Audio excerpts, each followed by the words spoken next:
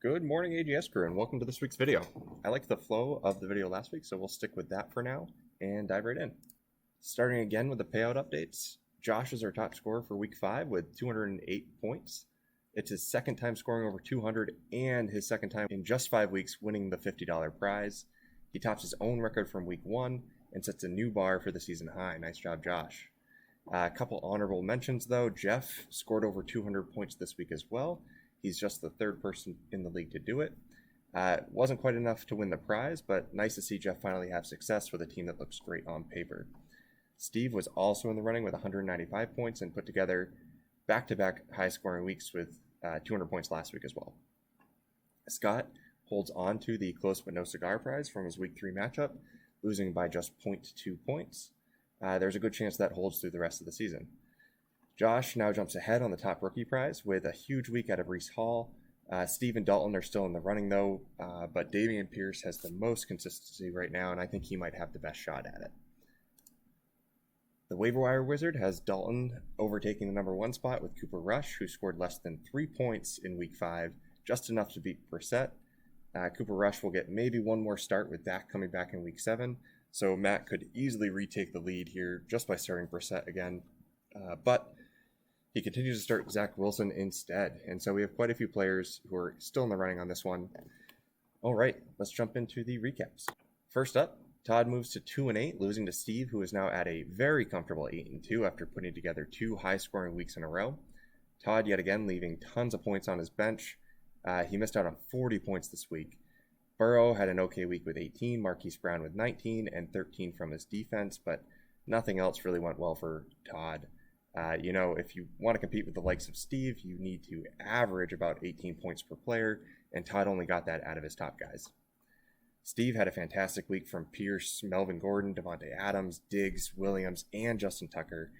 Even with scoring 195, he left 30 more points on his bench, a lot of that coming from Jared Goff, who had a rough week.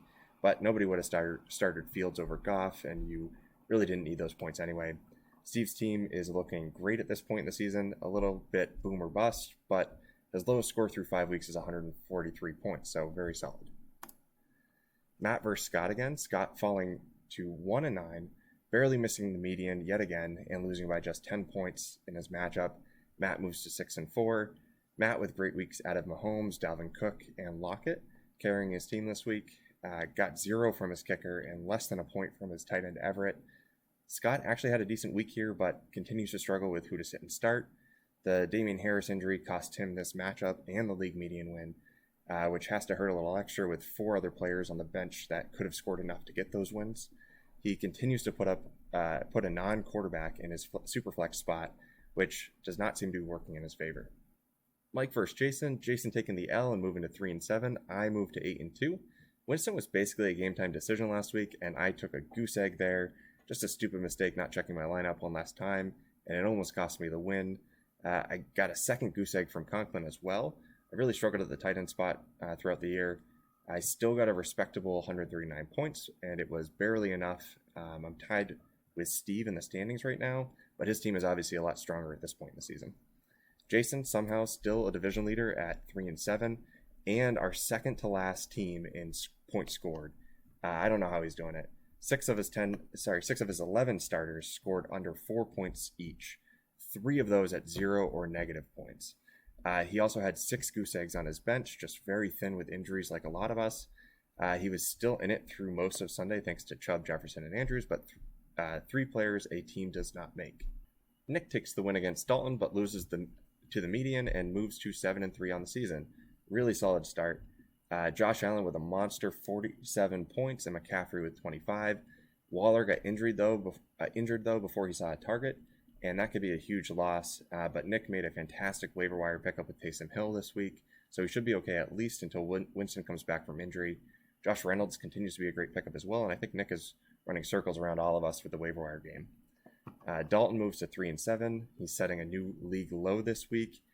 Even with a perfect roster management, his max was only 102 points, just really struggling with injury and scraping the bottom of the barrel to even fill a whole starting lineup. Hang in there, Dalton. Bright side is that you're in the running for both the waiver wire and rookie $100 prizes. Jeff finally has things go in his favor, kind of. He puts up 206 points, beating Josh's week 1 record, but it wasn't enough to get the top scorer prize in week 5. Josh still beats you there. Bridgewater went out early with an injury, and Hines put up only 1.3 points. Jeff's team was so good this week, he could have scored up to 248 points, which I believe is a league high so far.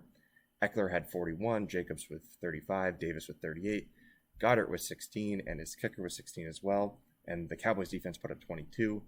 Unfortunately, he did all this against Taro's 85 points. Almost a waste. Easily the biggest blowout of the season. Taro scored just 85 and moves to 6-4. Continuing to try and break my spreadsheets, he didn't even start a kicker this week. It wouldn't have mattered anyway. Taro loses this one solidly and had no chance here. Last up, Brad versus Josh. Brad losing this one somehow and moving to 6-4 despite scoring 185 points. Josh puts up another huge week with 208.9 points and also moves to 6-4. Brad left very little on his bench. Kamara and Kelsey finally having big weeks for him. Jeff Wilson with a surprising 28 points and a solid performance across the board elsewhere. Josh has one decent backup at each position on his bench, but overall it's pretty thin coming into bye weeks. He honestly has a really solid team, but might struggle being in the same division as Steve, who is a front runner. Josh gets over 30 from Hurts, Fournette, and Brandon Hall, 26 from Barkley, 28 from Geno Smith. These guys have been really boom or bust for him, but even in the bust weeks, Josh is still doing better than most. Along with Steve, he's clearly a front runner. All right, an update on standings. Taro still holds the lead in the Anchorman division, but probably not for long. Josh is clearly on a tear and will likely take that title very soon. But Taro holds the tiebreaker with a 2-0 divisional record. Steve leads the Ricky Bobby division, and like Josh, is a front runner for the playoffs as well as the first round bye. Jason somehow is leading the old school division. This whole division is at the bottom of the pack. It'll be interesting to see who ends up the best of the worst. With these teams struggling so much, they might actually be better off not making the playoffs and counting on a higher draft pick for next season.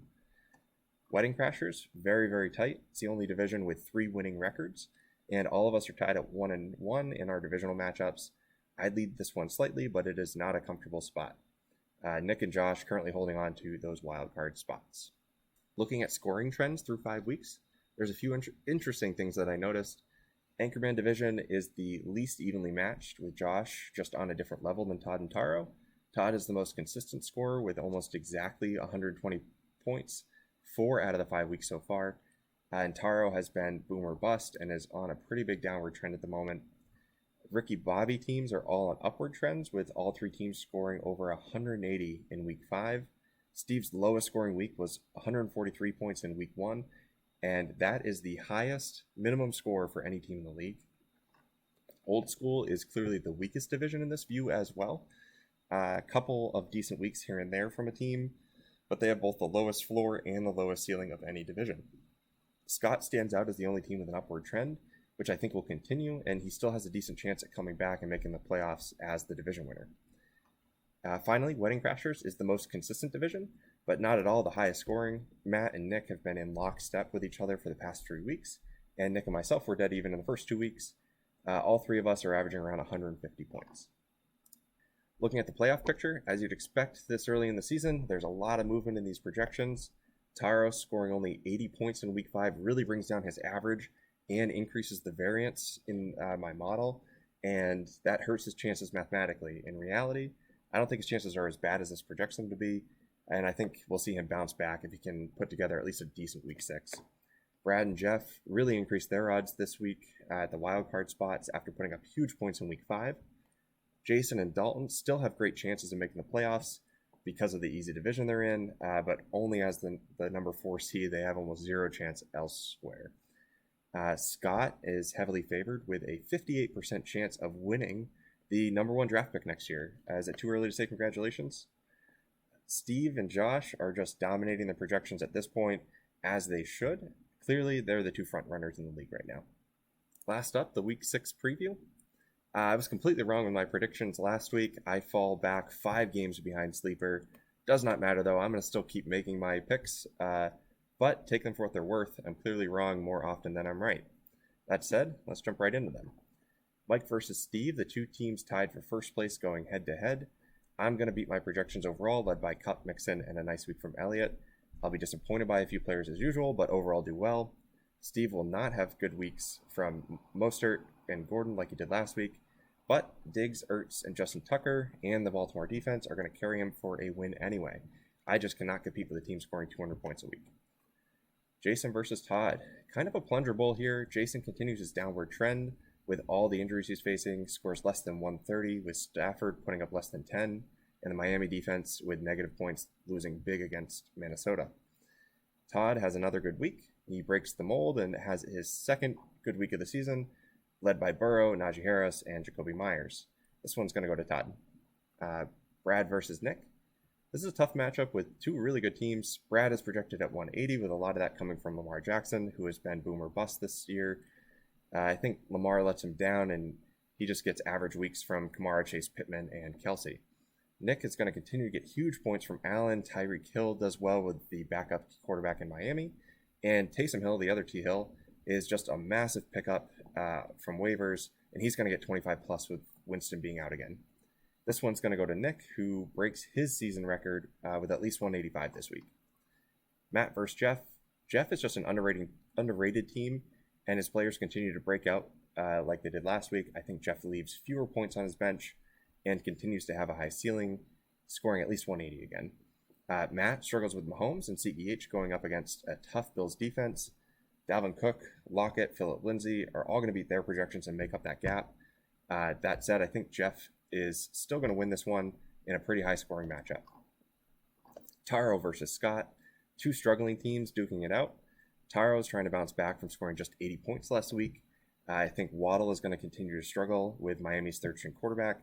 Green Bay is going to lose to the Jets, and Taro is going to get hurt from special teams on that. Metcalf and Murray, however, are going to have decent weeks and make up a little bit of that gap. I have Taro going for 130 and missing the median slightly. Scott is going to continue his upward trend, and I think he's going to guess right a little bit better this week with his starting lineup, and he's going to get 150 plus. I'm giving this one to Scott, but neither team is going to hit it out of the park this week.